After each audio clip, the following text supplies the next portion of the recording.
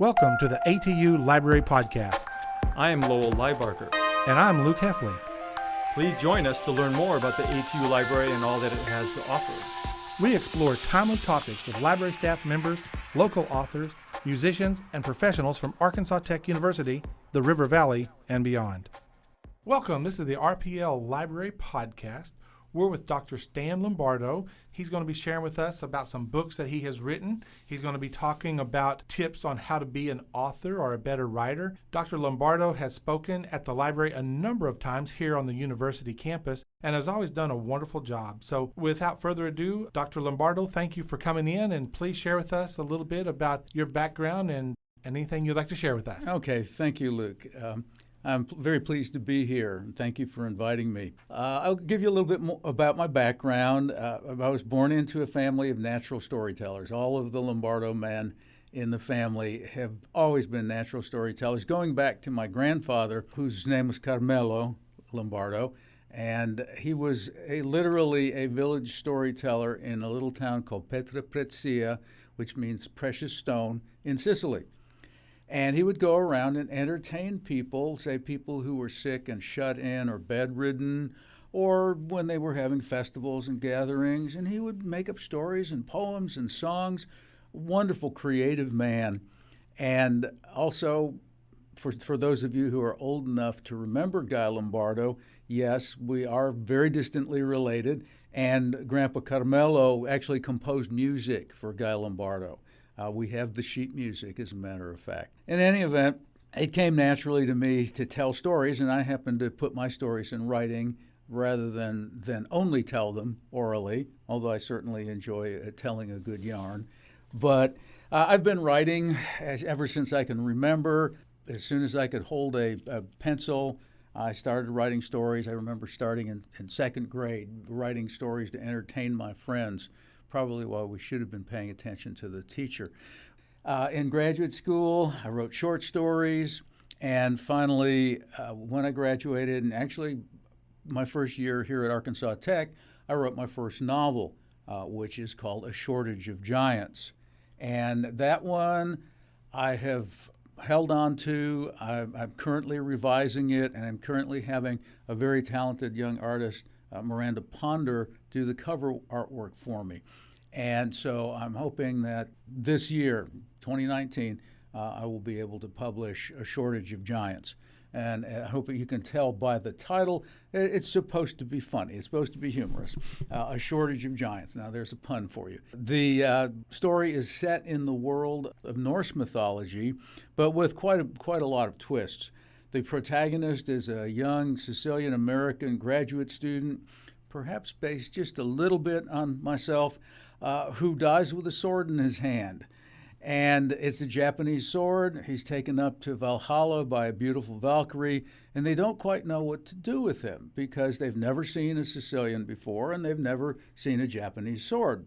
He has many adventures along the way. He meets trolls. He meets an Irish-Israeli leprechaun named Moishe Aloysius Goldfarb.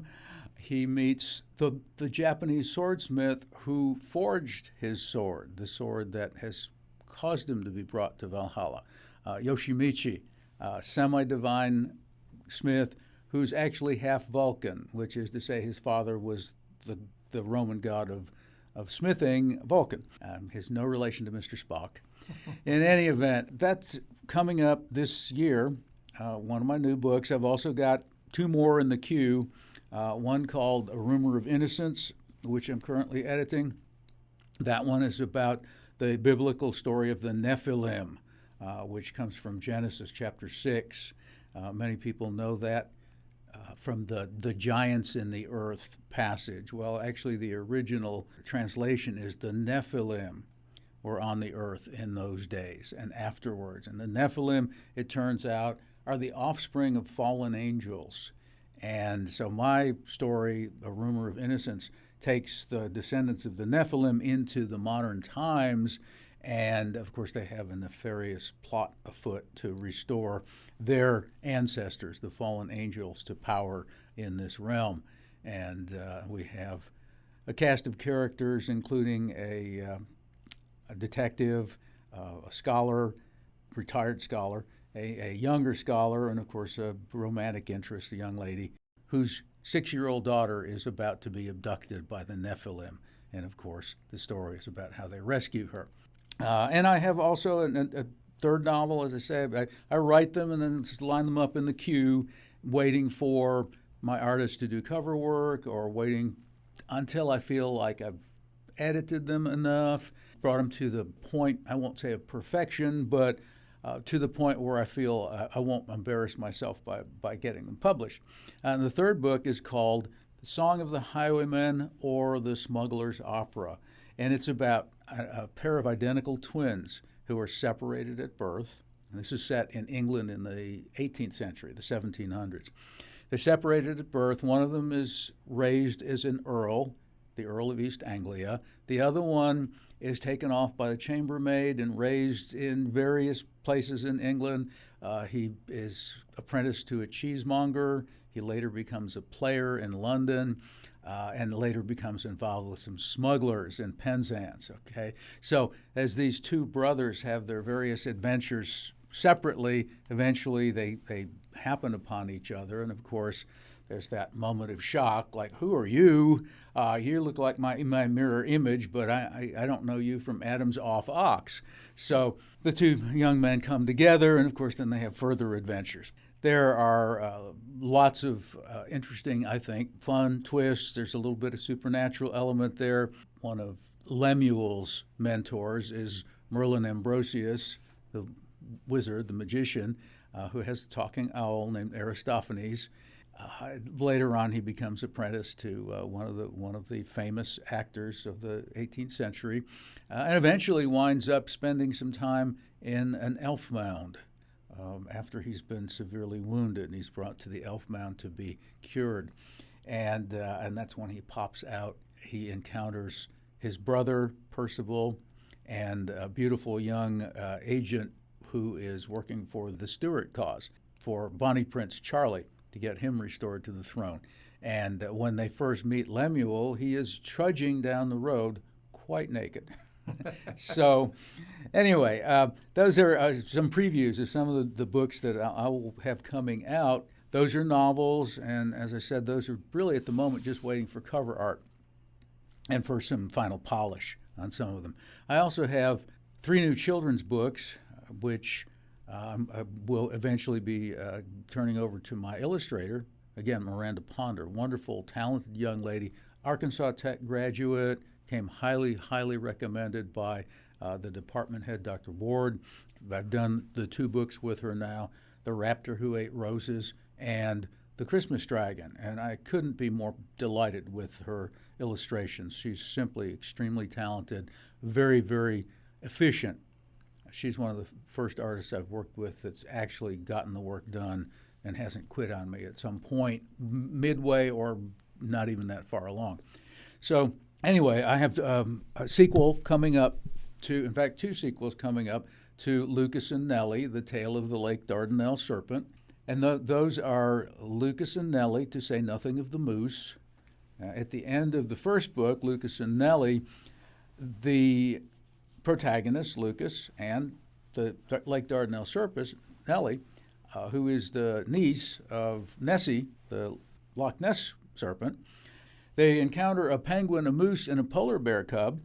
And then in the next book, they're all discussing, well, how can these 3 creatures from a much, much colder clime than Arkansas, how can they stay in the hot, torrid Southlands and tolerate the heat? And that's what this book is all about, how they come up with different strategies for the penguin, the moose, and the polar bear cub to stay here in Arkansas.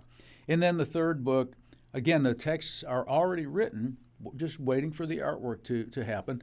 The third book is called Lucas and Nellie and the Pelicans, because for the past several winters in Arkansas, around Lake Dardanelle, we've had pelicans come. And I believe they come all the way down from South Dakota. And anyway, so Lucas, Nellie, and the pelicans, and they make friends with the pelicans, and they discover that pelicans have a very interesting social structure because their flocks are organized alphabetically. So there's a P flock, and a Q flock, and a B flock, and an A flock, and everyone who belongs to the A flock can travel anywhere in the world and join another A flock and be right at home, be with family, okay? And Lucas and Nellie learn about this and think, well, what if sea serpents were organized in the same way? And so they decide, well, they're going to go and visit her Aunt Nessie and discuss that with her. Anyway, so that's the Lucas and Nellie sequels. But I also have completed a story based on stories told me by my grandfather Carmelo, the one who was the village storyteller of Petra Prezia. There are actually 3 stories in one. There's kind of a frame story about how the mayor's wife of Petra Prezia calls upon him to come and visit her husband who's sick and bedridden, and to come and visit him and entertain him, which was one of Grandpa Carmelo's jobs as storyteller. And so he comes and he tells actually 2 different stories. One of them is a story about how he met and ran a race with a creature called a voodoo. To think of a voodoo in Sicilian, to think of a leprechaun. Okay, a voodoo is sort of a Sicilian leprechaun. And so he meets the voodoo, they run a race together, and well, you'll just have to see what Carmelo wins. And then the other part of the story is afterwards, a story that Grandpa Carmelo told me when he was in his 80s, but a story about a dream or a vision that he had. So it's really 3 stories in one. The text is written. I'm just waiting. It's in the queue, lined up for my illustrator, who fortunately, and I'm very happy for her, she's getting more and more commissions, and she deserves every one of them. She deserves to have her talent recognized, but that means that my works are at the moment a little bit far back in the queue. In regards to your children's books, is there a certain age for each book, 10 and under or preteen, or is it just all children of all ages? I like to think of them as being for all children of all ages. I write children's books for adults to read to the children who can't yet read for themselves. And then as they grow, hopefully they become fond of these stories, and when they're able to read for themselves, they read them for themselves. To me, that's the fun of writing children's books, is hoping that children will eventually love them because of the illustrations and because of the story, and read them for themselves. Well, when you search on Amazon, the one that comes up the first that I saw was The Cross-Time Adventures of Carter Paxton. Right. And I believe you've written a number of books on his adventures, the first one being Paxton at Bosworth Field. Can you share with the listeners about that series, how it started, the adventures that he has? Okay, sure. I'd love to. First of all, The Cross-Time Adventures of Carter Paxton are about a cowboy, Indian fighter, and buffalo hunter named Carter Paxton, who is educated. He's a Yale graduate, and he travels westward actually to find his uncle Jack, or John, after whom he was named. And some of you out there might recognize the name John Carter. In any event, he goes out west, and in his various explorations and adventures, he winds up being chased by an Apache war party, and he rides into an Apache medicine cave in Arizona in 1885 and comes out in England in 1485. The reason I wrote this book is because I had big what if in mind. Okay, what if someone with 19th century weapons and expertise could help Richard III win the Battle of Bosworth Field? Now, I want to footnote that. Richard III has a terrible reputation thanks to Shakespeare, who was writing Tudor propaganda that made Richard look like an absolute monster. And of course, he wasn't. He wasn't anything of the sort. He was, unfortunately, not the kind of man who could cope with the infighting and the betrayals and the treachery that he had to deal with. He was a soldier. He was a warrior. His record as Warden of the North proved that. He kept the border between England and Scotland peaceful. He was the most successful Warden of the North that ever served. He just wasn't prepared to be king. He was a good man in a difficult situation. In any event, so how do we save Richard III? And that's Paxton's job. As he rides through the Apache medicine cave on his faithful stallion, Duke, he brings with him a Sharp's buffalo rifle, a Winchester Model 1873, and a pair of Colt revolvers, Colt single-action army conversions. And he knows how to use them. He brings them to bear in Richard's battles, not just at Bosworth Field, but several others. And he also, of course, meets Richard's beautiful young niece, Joanna, who is fiery and intelligent, and he teaches her how to shoot the Winchester, and that becomes her weapon, and she uses it at the Battle of Bosworth Field. Shoots the horse out from under Henry Tudor, as a matter of fact. That's not too much of a spoiler because there's a lot more to it. What I like to do with a character, and this is something I teach my creative writing students, I like to give a character what I call a wild card trait. That is something you don't expect.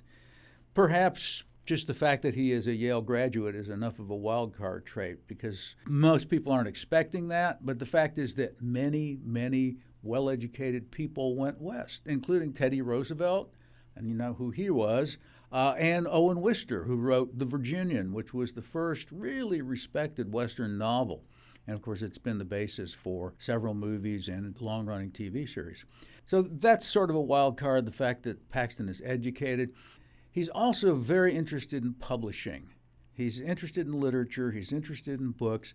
And because he's come to the year 1485, he gets to meet William Caxton, the first English printer who, as a matter of fact, in the year 1485, printed the edition of Le Morte d'Arthur, the most influential collection of their Arthurian stories, the myths and legends about King Arthur, that has ever been printed. So he meets Caxton. They become friends. He actually, Paxton gives him a copy of Common Sense to publish. And so he's introducing American democratic principles. Actually, Paxton's more of a libertarian, but he's introducing American principles to the 15th century and bringing in innovations, both philosophical and technological. And that's the first book in the series. The second book in the series, Paxton decides he wants to bring horses to the New World in 1486 because the horses had died out in our history.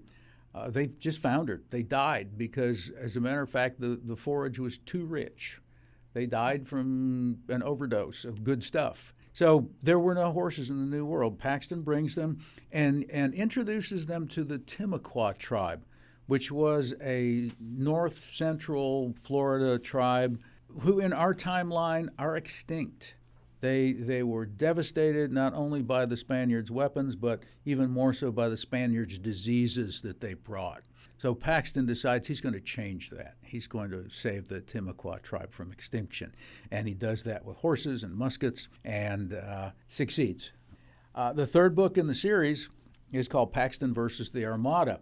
Through a device that I shamelessly use, I transport Paxton and the ship that he and Joanna and Sir Ralph Oldcastle, who is my Falstaffian figure, they're transported 100 years into the future from 1486 and wind up in England in 1585, the year of the Spanish Armada. Of course, Paxton knows about the Spanish Armada. He knows when they're going to come. He brings 19th century technology to the battle. Some people might ask, okay, well, you bring all these anachronisms, these shameless anachronisms to your novels. Do you ever research? Do you ever check and see, well, could this be possible? Yeah, as a matter of fact, I do. When I first decided I was going to write a book about Paxton versus the Armada, my first thought was submarines, okay? Jules Verne had written 20,000 Leagues Under the Sea, and of course there had been all sorts of somewhat crazy designs for submarines, totally impractical. Robert Fulton had designed a submarine with a sail, okay? Think about that. It's not exactly like a submarine with a screen door, but it's, a little bit strange. Anyway, so I checked, I did research, and it turns out by 1485, when Paxton leaves America, there had been no successful submarine. The Confederate submarine Hunley had sunk 3 times, killing all of its crews, drowning all of its crews, including its inventor. And there was another submarine which actually was successful, but nobody knew it. It was called the Submarine Explorer.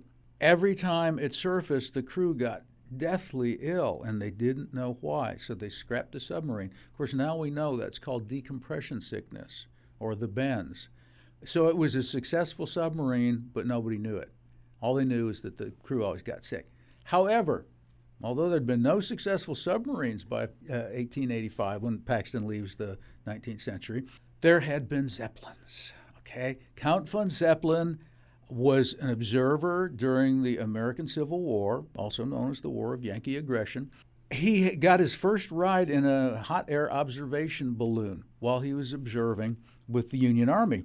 He went back to Germany and started working on dirigible designs, so that by 1876, there had been a successful dirigible that was diesel engine powered and also one that was electric motor powered.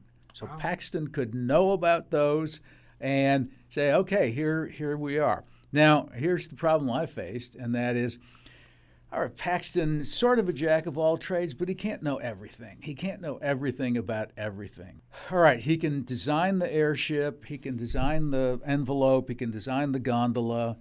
How's he going to build an engine, okay, or a motor? He can't build a diesel engine. That's just not possible, okay? And I try to make all of my innovations probable, even though they're fantastic in many ways. So I also happen to have another character who is a Russian lady who has escaped psychically from a sensory deprivation chamber in Russia in 1966. Her name is Anastasia Petrovka. She has escaped into the body of a dying Russian noblewoman, beautiful Russian noblewoman, and has become the girlfriend of playwright Christopher Marlowe, who was also a secret agent. And he rescues her from France, brings her to England. And so here she is. She's 20th century Russian with many, many credentials. She's brilliant. She's beautiful. And as a matter of fact, now here's something I'm going to tell on myself, and that is I was discussing this with a friend who's another writer and saying, I just can't figure out how Paxton can have anything but a bicycle drive for his Zeppelins. Somebody's going to have to get on a bicycle that's attached to the propeller and just crank and crank and crank. And my friend, as I said, who is also a writer in her own right, said Anastasia could show him how to do it because she's from 1966 and she's got all these credentials. I said, duh. Okay. So, and this is something that writers should all learn, and that is you can't know everything. And it always helps to have another pair of eyes or another pair of ears to help you out. Because very often I've found that people will come up with answers to what should be obvious, but I'm just too close to the piece of writing to see. And I could give you more examples, but this one's a classic one. Yeah. That's Paxton versus the Armada. We have Zeppelins, we have Gatling guns, Congreve rockets, and of course Congreve rockets were known in the early 1800s. The rocket's red glare and the Star-Spangled Banner, those were the Congreve rockets. The Brits had pretty much perfected those. Okay, so we also have Gatling guns and torpedoes and so forth that Paxton brings. And of course, the British win. Now, the fourth book in the series is kind of a spin-off because I mentioned Christopher Marlowe just a bit ago because he's a secret agent. He is involved in the kind of clandestine aspects of the war against the Spanish Armada. And he's also the lover of Anastasia Petrovka. As an intelligencer, which is the name that they used at the time for a spy or a secret agent, as an intelligencer, he is essentially, he's James Bond. He's a private detective. Well, in the fourth book in the series, spin-off, more than actually sequel, impresario Richard Burbage, who owned the theater. Okay, that was the actually name of the theater, the theater. Okay, that was before the Globe or the Rose or the Curtain. Okay, Richard Burbage approaches Marlowe and says, well, I'd like you to investigate the murder of this guy who called himself William Shakespeare. He's given me one script, and it's wonderful. He says he has more, but someone just murdered him. So I want you to find these other scripts for me, and if you can, find out who murdered him and why. So we have Christopher Marlowe in his first case as a private intelligencer, PI for short. And in doing so, in investigating the murder of this fellow named Shakespeare, he encounters another time traveler. Okay, and this fellow calls himself Arthur Gordon Pym, and we know him by another name, Edgar Allan Poe. He says that he dreams himself out of his present reality because it's intolerable to him. He knows that his beautiful young wife, Virginia, is dying of consumption, which was the name for tuberculosis. He can't do anything about it. He knows she is dying, and so he dreams himself out of his reality, winds up in Elizabethan England. Now, why Edgar Allan Poe? Well, first of all, because according to articles that I have read about Poe, that he did believe that he could dream himself into other times. But also because Edgar Allan Poe was the creator of the modern detective story. 50 years before Sir Arthur Conan Doyle wrote the first Sherlock Holmes story, Edgar Allan Poe wrote Murders in the Rue Morgue, The Mystery of Marie Roget, and The Case of the Purloined Letter. And his detective, Monsieur Dupin, used exactly the same methods, observation and deduction, that Sherlock Holmes would later use. In case you doubt that Edgar Allan Poe was the inventor of the modern detective story, the equivalent of the Academy Awards for detective stories is called the Eddies. And it's called the Eddies after Edgar Allan Poe, and guess what shape it's in? A raven. Okay, quoth the raven, nevermore. So he called these stories, his detective stories tales of ratiocination, because he said the detective had to use not only his reason, his rationality, but also his imagination. So he created this wonderful portmanteau word, what Lewis Carroll would call a portmanteau word, two words packed up together, ratiocination, rationality and imagination. And so he's the natural person to appear and help Marlowe solve the mystery of Shakespeare's murder. So, and that's the fourth book in the Paxton series. They sound like wonderful books, and I will recommend them. We have them here at the Ross Pendergraft Library. They're also able to be found on Amazon and Kindle, your normal places that books would be found. But I do highly recommend them, and come by the library and check them out. How many adventures does the Mr. Paxton have? Is it going to be? There will be more.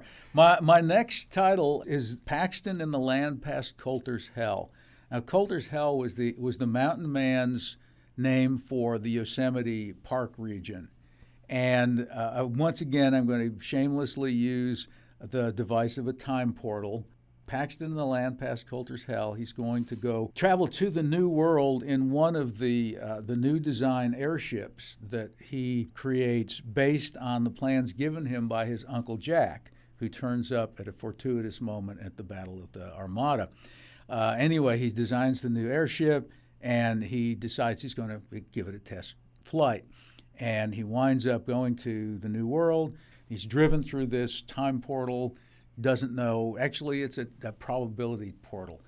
It's a different reality, not the same one that he just left. And in this different reality, this alternative history, there is a thriving Viking colony and, of course, Skraelings, that is the Viking name for Indians, and they've been involved in a blood feud for hundreds of years. Well, Paxton's showing up with his 19th century technology and also his attitude toward the tribal American. Paxton is not a white man who has a bias against tribal Americans, as should be clear from the second book, Paxton in the New World. He trades peaceably with the tribes. He introduces horses, makes friends, very strong friendships among the Timucua. It's not that he's going to be totally on the Viking side, totally against the Skraelings. As a matter of fact, he's going to try to make peace between them. And how that happens, well, that's the rest of the story. And I have other spin-off characters, too. One of my favorite characters, and one that comes up many, many times when people are talking about the books, is Captain Sir Ralph Oldcastle. Captain Oldcastle is, as I said, my Falstaffian figure. He weighs about 300 pounds. He's well over 6 feet tall. He has one eye. He's a little bit of Rooster Cogburn, too, by the way. And he's just this larger-than-life figure. He's going to be involved in some adventures, spin-off adventures. He's in both Paxton in the New World and Paxton versus the Armada. As a matter of fact, he sacrifices his beloved ship, the Constitution, which Paxton, of course, calls Old Ironsides. He sacrifices his beloved ship as a hell burner, sail against the Spanish Armada, and comes floating back to safety on a keg of rum, with a jack of rum in one hand, and he's straddling the large keg of rum in the other, and floats back to Tilbury that way. Anyway, so he's a wonderful character. It's going to be Captain Oldcastle on the Spanish Main. Okay, so there'll be pirates, maybe. You mentioned one of your students in your creative writing class that you had talked with. Can you let the listeners know what the courses you're instructing this semester or in the past, and kind of your academic background and what you do here at Arkansas Tech University? Okay, sure. By training, I'm a medievalist. I got my undergraduate degree at SUNY Buffalo and my graduate degree at Indiana University in Bloomington. And I am a medievalist because I've always loved the Middle Ages. I love the literature, I love the arms and armor, all of the lore. And so, as you can see, some of that has influenced my writing. At Tech, I have taught everything you can possibly imagine, from English as a second language to Shakespeare, Chaucer, and Milton. And I do teach creative writing classes, which are my favorite classes to teach. Last fall, I taught writing historical fiction, which, of course, it's alternative history in many ways, but still, as I've said before, I do meticulous research. I want to know the period in history thoroughly before I start tinkering with it. I had wonderful students in that class. I had stories ranging from the Jazz Age, the 1920s, to World War II. I had a wonderful story being written by a lady who grew up in California and so knew some of the Japanese Americans whose families had been interned during World War II. And by the way, for some of our listeners who don't know it, interesting fact to know and tell, there were internment camps in Arkansas. There was one at Dermott, Arkansas, and a young man named George Takei, also known as Ensign Sulu from Star Trek, was one of the people in that internment camp. He and his family were interned in Arkansas. Okay. Wow. Yeah, right. But anyway, so she's writing about that, or she wrote about that in my writing historical fiction class. I had just some wonderful stuff. We have terrific students. They're creative. They're imaginative. I had stories that were set in the Middle Ages. I had stories set in the near future, and so forth. More recently, just this past semester, I taught the screenwriting play. And I have written 10 screenplays. As a matter of fact, Paxton at Bosworth Field began as a screenplay. I shopped it around, and of course, it's a very difficult market to break into. But I shopped it around, and I was discussing my frustration with a friend who happened to be our pastor at All Saints Church. And he said, well, why don't you write a novel? Why don't you turn it into a novel and publish it yourself? And so I did.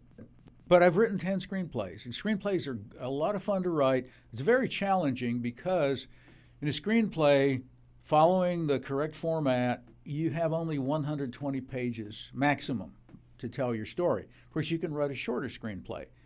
My first screenplay, my first serious one, before I wrote Paxton at Bosworth Field, was called The Kartophilos Chronicles, and it was about the wandering Jew, Kartophilos.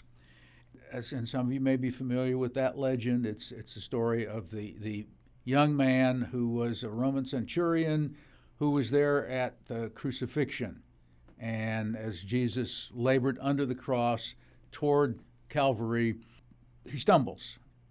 And Kartophilos, the rough Roman centurion, yanks him up and says, get a move on. You have got a date with death. And Jesus turns to him and says, I will go, but you will tarry until I return. All right, so Kartophilos is cursed with immortality. He's got to wait until the second coming. And of course, we were talking about the original 2,000-year-old man before Mel Brooks ever thought of it. This legend goes back at least as far as the 500s AD. It's a real thing. And I thought, well, it was time for a modern treatment of the Kartophilos legend. Okay, so here's the challenge. You can have 120 pages in a screenplay. How do you put 2,000 years into 120 pages? He's got to have adventures. We've got to get to know his character. We've got to get to know who he's involved with in different points in history. And what happens if I bring him into the 21st century, of course, and he's trying to establish his kingdom in Jerusalem. And will that mean the end of the world?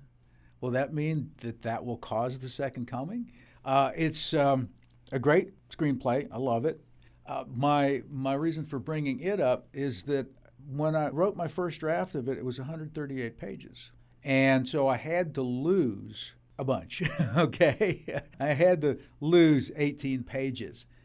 That's like asking a pianist, okay, which fingers would you like me to cut off, okay? Which fingers do you think you don't need anymore? Just like Mozart, when the emperor told him his symphony had too many notes, just cut some out and it'll be perfect. Well, how many words can I cut out? I mean, of course, when you're told you have to do it, you do it. You find a way to do it. Sometimes I cut out whole lines, whole words. I cut out a sequence that I liked very much. It was a kind of a flashback sequence that ranged from the fall of Masada, where Kartaphilos first discovers he truly is immortal, to the Arab-Israeli War of 1948. I cut out that whole sequence, and he's at various points in history. He's there with Robin Hood. He's there with Francis Marion, the Swamp Fox. In the Civil War, he's there with John Singleton Mosby, the Gray Ghost, and so forth. I had to cut all of that out. And of course, I loved every word. I loved every scene. We went from the fall of Masada directly to the Arab-Israeli War. So I cut out a chunk of approximately 1,500 years. But anyway, so I love writing screenplays, and I still write them, even though, as I say, it's a very tough market to break into. But I believe in the genre enough.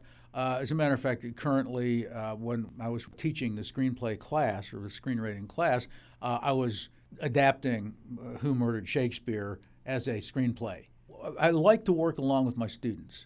I'm not one of these professors that says, okay, here's a task for you. You do it. I'm going to go and have a pipe full of tobacco. And what I like to do is kind of heterodyne off of their creativity and hope that they will do the same off of my creativity. As a matter of fact, this past summer, 2018, I taught an online course in writing children's books. At the time, I had the idea for The Raptor Who Ate Roses, but hadn't yet written the book. But while my students were writing their children's books, I wrote The Raptor Who Ate Roses. And I'll tell you a little bit of the background of that, because every writer has different sources of inspiration.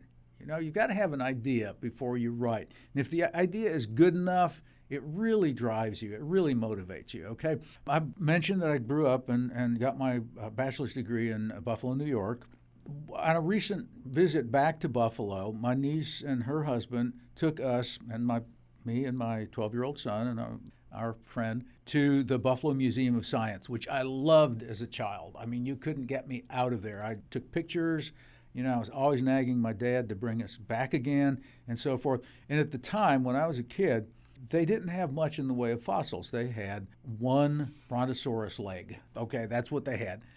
We went to the Buffalo Museum of Science a couple of years ago. The first thing we saw was a raptor skeleton on a high pedestal, and the plaque on the pedestal said Stanley. So it was inevitable. I had to write a story about Stanley the raptor. I just couldn't miss. I had the idea, but I hadn't started it yet. And then when I was teaching the writing children's book class, I started writing it. Went very quickly because the ideas were already there, kind of boiling around in my mind. I had a great time writing it and a wonderful time collaborating with Miranda Ponder on the illustrations. She did a brilliant job. It's so rewarding when an artist actually realizes your ideas in visible images, okay? Excuse me, as I said, I haven't always had good luck working with artists. They're a temperamental breed and not always the most businesslike, shall we say. But I'm delighted to say Ms. Ponder is both artistic and very, very businesslike. She does the work promptly. Oh gosh, we got the artwork done on each book, The Raptor Who Ate Roses and The Christmas Dragon, in about 1 month. Wow. She just gets the work out. That's She's great. amazing, yeah.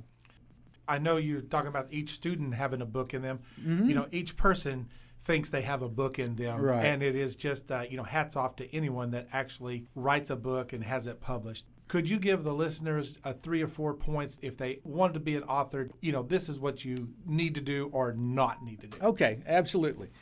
There are just some simple rules, and the ones that I live by, literally, that have helped me to accomplish my goals as a writer, were formulated by the great science fiction writer Robert Heinlein. And I guess his estate probably has the copyright on these rules. And he originally published them in an article called Writing for the Slicks.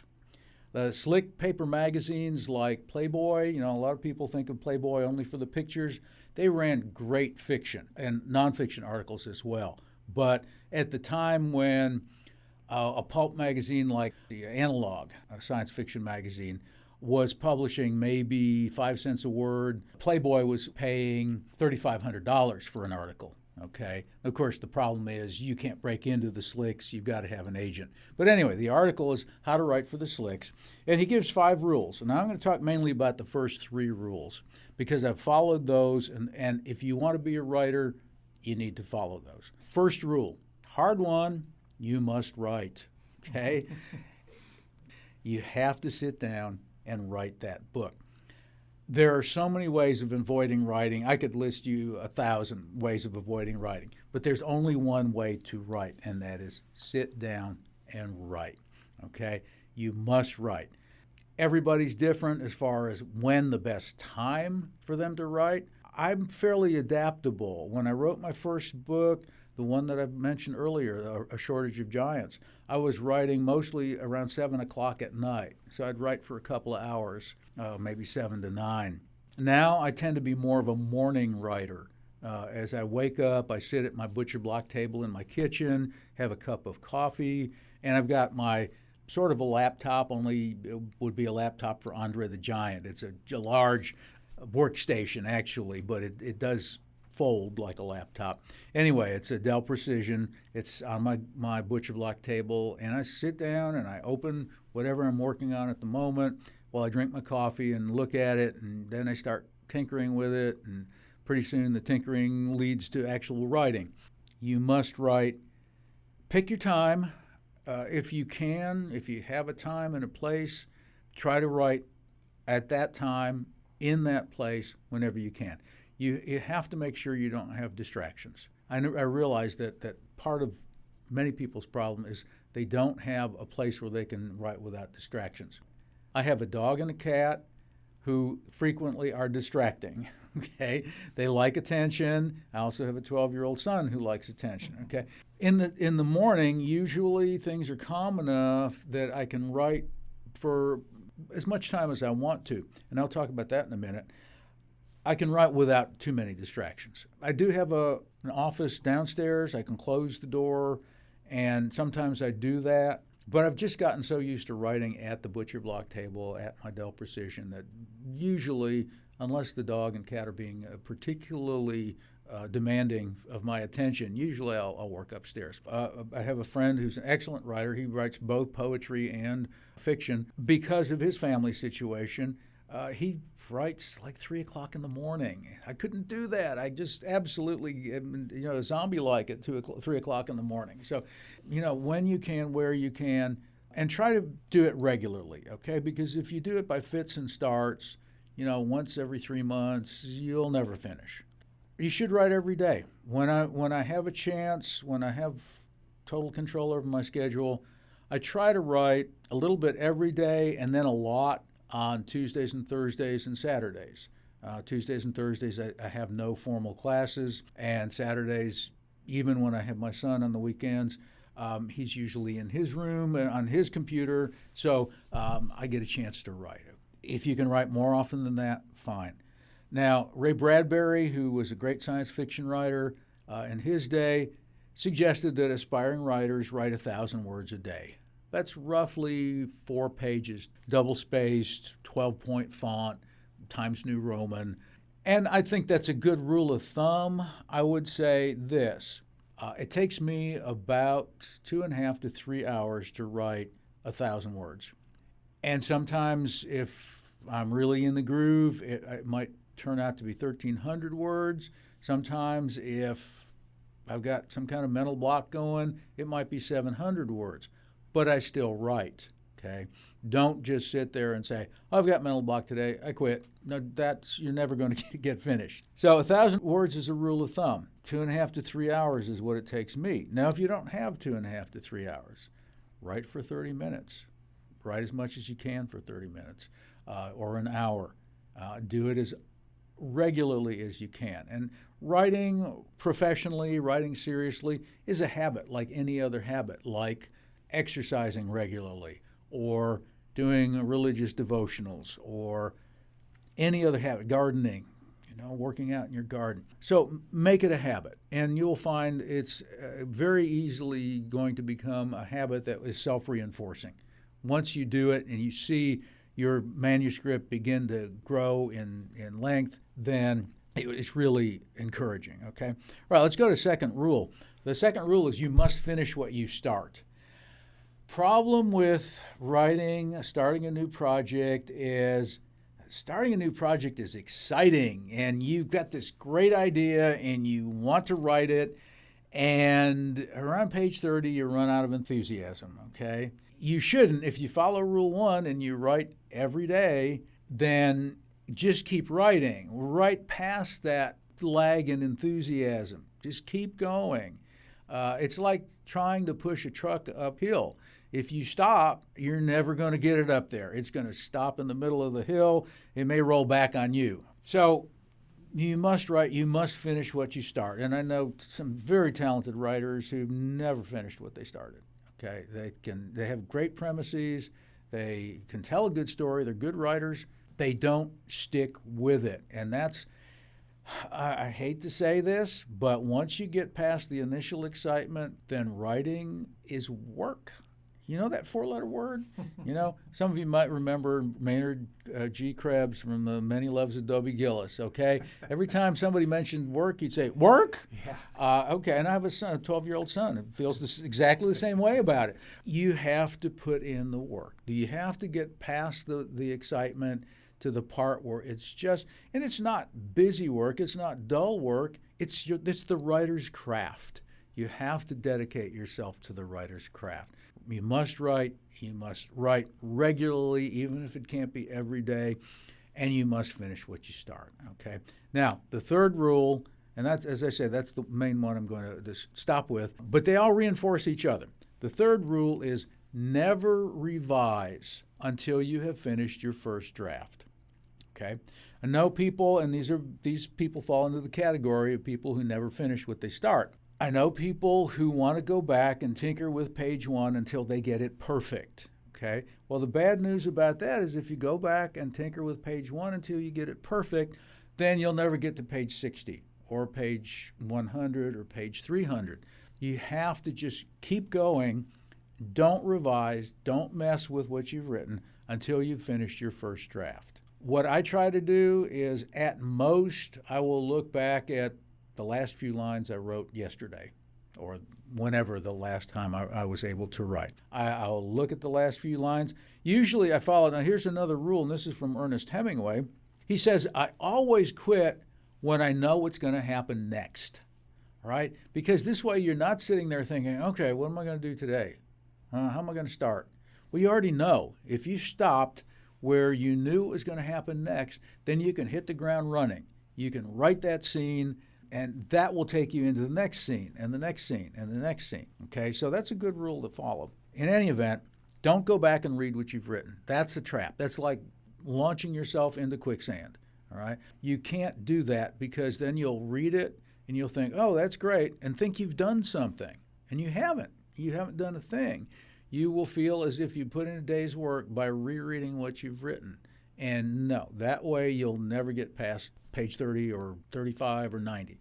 Now, in some ways, it's almost a shame that we no longer write on the typewriter with a ream of paper sitting next to the typewriter, okay? And the reason I say it's almost a shame is that And I wrote my first 2 novels on an electric typewriter. In fact, that was the big time. For me at the time, I bought the electric typewriter when I was in graduate school.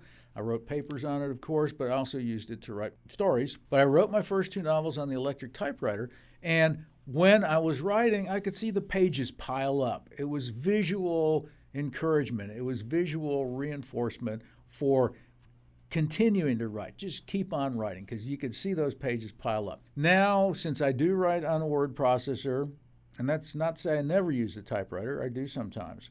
I also use pen and ink sometimes. All right. If I'm sitting at IHOP waiting for a friend to show up, I've got a good old-fashioned composition notebook and one of my pens, and I'm at least scribbling down notes. And I may be actually writing, but at least I'm going to be scribbling down notes. I'll take those notes home, transcribe them into my word processor where they fit into the story I'm writing, and then take off from there. So never revise until you finish your first draft, and you'll feel that sense of satisfaction having finished the first draft. And it doesn't matter whether it's 100 pages or 300 pages or A Rumor of Innocence, the one I'm working on now, the story about the Nephilim. It's 600-something pages. They're very short chapters. At the time I wrote that, I was reading a lot of Stephen King, and Stephen King's chapters are very short. As a matter of fact, another writer, Larry McMurtry, whom I hope to emulate in some ways in my Paxton novels, Larry McMurtry writes very short chapters also. This is his more recent books, not Lonesome Dove. Lonesome Dove had some pretty long chapters. Great novel, incredible novel, and of course, even more incredible miniseries with Robert Duvall as Gus. It's an inspiration to me as a writer of Westerns. So those are the 3 rules, and as I've said before, they're actually simple, but that doesn't mean they're easy to follow. Simple is not the same as easy. You must write, you must finish what you start, and you should never revise until you have completed your first draft. And after you've completed your first draft, the procedure should be revise and then proofread. Okay? Revision is completely different from proofreading. Revision means adding chapters where you think they need to be, maybe deleting chapters that don't need to be there, adding characters that maybe just popped into your mind and say, well, you need a character here. Very often, my characters surprise me. Anybody who's ever written, and I feel successful writers, their characters will take on a life of their own. And this is what I've found many, many times in characters like Sir Ralph Oldcastle, the Falstaffian character that I've mentioned. In writing Who Murdered Shakespeare, I didn't know that Sir Ralph Oldcastle was going to have a romantic subplot in that murder mystery. He meets and woos a very successful lady who has her own business. She has a tailor shop. He meets and woos her, and they get married. I won't say they live happily ever after, because they're both very strong-willed characters. She's rather based on Chaucer's wife of Bath, who's a very strong-willed woman. I like writing about strong women. I know and admire any number of strong women. So the women in my novels, they're not just fainting flowers. They are women who can stand beside men at the front lines of a battle, or Queen Elizabeth herself pilots one of the airships in Paxton versus the Armada, as does Joanna. There's also a character named Edwina, who is a descendant of Father Tranquillus, whom I introduced in the first book, and she's the mistress of the Royal Arsenals. Those are my words of advice for anybody that wants to write. Do it, okay? Just do it. There you go. You've heard it. Just do it. Well, Dr. Lombardo, thank you so much for your advice. And like I mentioned before, please take advantage of those books. They're very fascinating. Children's ones or the Paxton series. And even take one of Dr. Lombardo's classes. I'm sure the students are really coming away with a lot more knowledge than they probably thought they had beforehand. Is there any closing statements or advice that you might share with the listeners out there today? Read your favorite authors and then write. There's nothing more stimulating to me than reading an author whose work just really comes across to me powerfully. Any genre that you like, any time period, present, future, past. Once you've read enough, then start writing. You know, there's so much to write. Yeah, there are lots of stories to tell. They haven't all been told yet. Just do it. Just do it. Thank you, Dr. Lombardo. Thank you very much. Oh, thank you, Luke. This now concludes this episode of the ATU Library Podcast. Many thanks to Lagan Gentry for composing our theme music and photo editing. Thank you for listening, and be sure to tune in to next week's program.